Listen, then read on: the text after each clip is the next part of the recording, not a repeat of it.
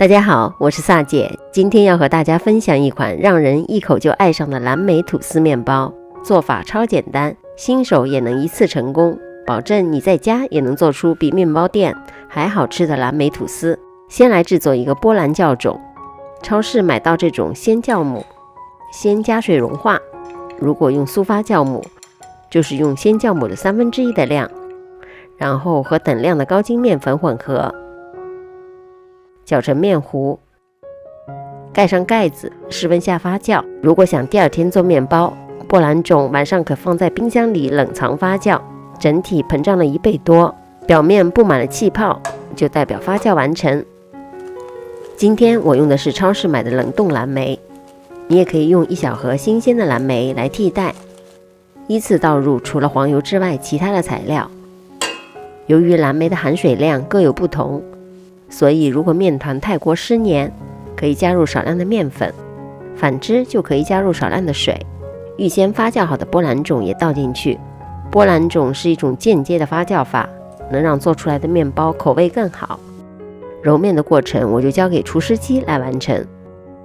当面团整体开始不沾底、不粘手了，拉开是这样比较粗的膜，就可以加入室温软化的黄油。厨师机继续中速揉面，直到面团完全不粘手，非常有延展性。拉开是很轻薄的膜，不容易拉破，说明面筋组织很坚固。夏天的话，面团的温度不要超过26度，以免影响吐司的口感。整理一下面团，碗里喷点油防粘，在温暖的环境下醒发到2倍大。吐司里我会加点葡萄干，最好先用水浸泡大约半个小时，去除杂质。手指沾点面粉，中间戳一个洞，面团不塌陷，洞口慢慢的回弹，就代表发的刚刚好。把面团分成3份，每份大约195克，搓成一个表面光滑的圆形。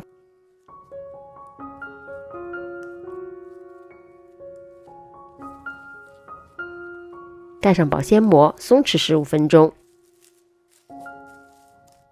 松弛好的面团，光滑面朝下，拍打排气。先擀成一个长蛇形状，两侧向中间折叠，然后继续拍打，擀成一个宽度8公分、长度30公分左右的面团。撒上1层葡萄干，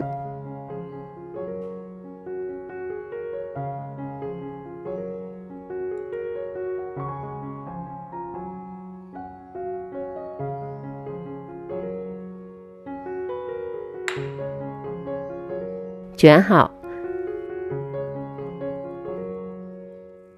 底部碾薄，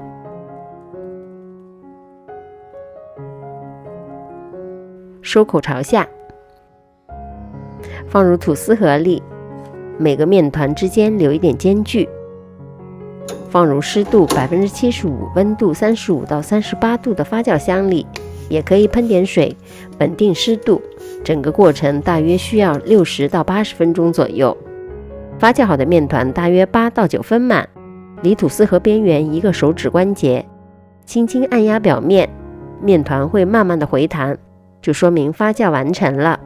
我们把烤箱预热到185度，预热好185度的烤箱中下层，烤至30到35分钟。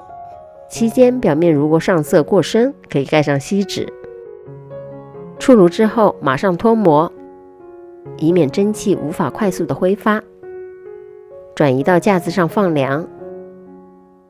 这款葡萄干蓝莓吐司面包松松软软，组织十分的细腻，淡淡的蓝莓清香夹杂着葡萄干的香甜，无论是切片还是手撕着吃，都停不下口。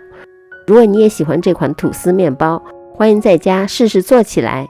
离开前别忘了点赞、订阅、留言支持我。我们下集再见。